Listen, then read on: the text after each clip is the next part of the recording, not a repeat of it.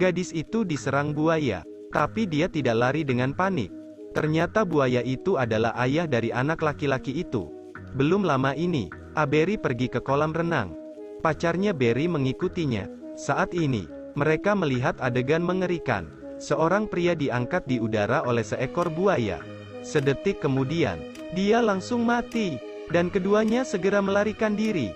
Barry menceritakan kisah ini kepada ayahnya yang seorang pemburu.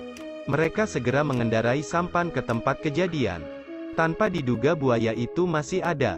Setelah beberapa waktu berjuang, tangan ayah Avery terluka. Ketika Avery membalut luka, mereka menemukan bahwa ekornya memiliki 2 paku yang sangat tajam. Kemudian mereka membawanya pulang dan mengubahnya menjadi makanan. Aroma ini hampir membuatku ngiler. Tapi yang tidak mereka ketahui adalah, tidak hanya ada satu buaya. Saat ini temannya sedang memancing kepiting di Danau Mon. Dia tiba-tiba terseret ke dalam air. Dan rekan satu timnya mengira dia bercanda. Sesaat kemudian dia keluar dan kehilangan tangan. Teman-temannya segera pergi ke kota dan menceritakan kisah ini ke polisi. Polisi yang menerima berita itu juga menabrak, tetapi tidak menganggap serius masalah ini. Malam itu, ayah Avery merasa tidak nyaman, sehingga dia membuka perban untuk melihat itu. Kulit yang terluka berubah menjadi kulit buaya. Ayah Avery panik dan mencari bantuan dari anggota keluarga. Tak disangka, sedetik kemudian tubuhnya mulai bermutasi. Dia berubah menjadi buaya yang menakutkan. Gadis ini jatuh ke dalam lubang lumpur. Kapan saja dia bisa mati. Saat ini seekor buaya mendengar suara datang. Avery yang takut berteriak. Tiba-tiba buaya lain muncul melawan. Kedua buaya langsung berkelahi. Buaya yang datang kemudian mengusir yang lain, dan berhasil mendapatkan kesempatan untuk makan. Datang ke sisi Avery. Avery takut bergerak. Anehnya, buaya ini tidak menyakitinya. Kemudian dia menemukan bahwa buaya ini punya gigi emas seperti ayahnya. Bagaimana ayahnya ini bisa menjadi buaya?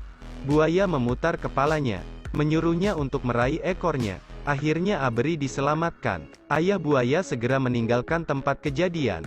Tidak lama kemudian, pacarnya menemukannya. Dia memberitahukan kisah ini kepada ayah dan putranya. Pada saat ini ayah Barry bercerita.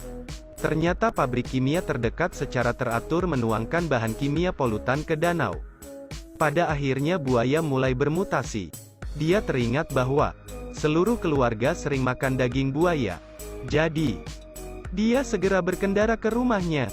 Setelah pulang ke rumah, dia menemukan bahwa ada 3 buaya yang tersisa. Barry memutuskan untuk menembak tangki bensin yang ada di sebelahnya. Ledakan terjadi. Segera rumah dan buaya itu tewas. Saat ini, ayah Barry berkelahi dengan buaya. Barry melihatnya. Saat dia mengemudi, dia langsung menabraknya. Buaya lain kehilangan nyawanya. Sayangnya Barry digigit dan cepat bermutasi. Orang ini digigit buaya Odrilo dan bermutasi dengan sangat cepat. Orang ini akhirnya menjadi buaya yang menakutkan. Ketika Barry sangat terkejut, tiba-tiba yang lain muncul di tanah. Untuk melindungi ayah dan pacarnya, Barry memutuskan untuk melawan. Sayangnya Barry tidak cukup kuat, dan kedua buaya mati.